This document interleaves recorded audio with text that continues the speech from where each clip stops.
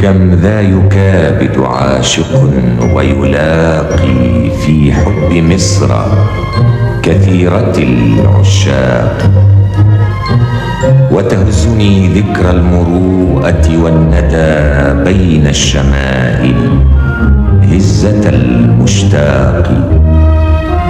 إني لأحمل في هواك صبابة يا مصر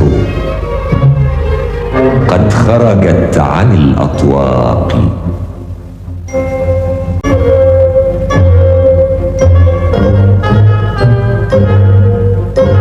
إنما مصر إليكم وبكم، وحقوق البر أولى بالقضاء.